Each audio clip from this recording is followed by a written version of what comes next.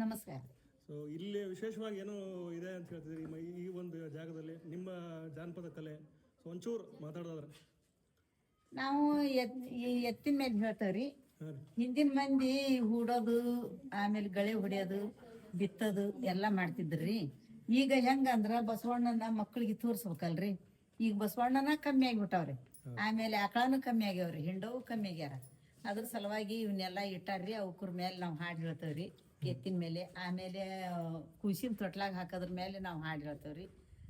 ಒಂದೊಂದು ಹಾಡ್ರಿ, ಇಲ್ಲೊಂದು ಹಾಡ್ರಿ. ಈಗ ಇಲ್ಲ ಕಡೆ ತೋರಿ ಪ್ಲೀಸ್.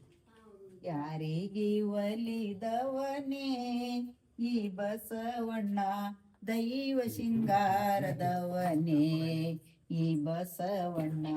ಯಾರಿಗೆ ಒಲಿದವನೇ ಈ ಬಸವಣ್ಣ, ಭೂಮಿ ಶೃಂಗಾರದವನೇ.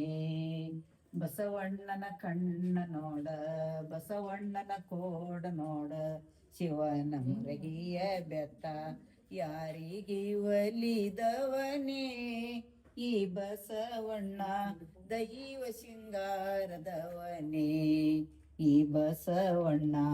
ಯಾರಿಗೆ ಒಲಿದವನೇ ಈ ಬಸವಣ್ಣ, ಭೂಮಿ ಶೃಂಗಾರದವನೇ.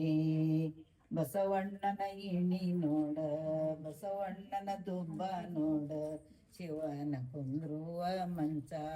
ಯಾರಿಗೆ ಒಲಿದವನೇ ಈ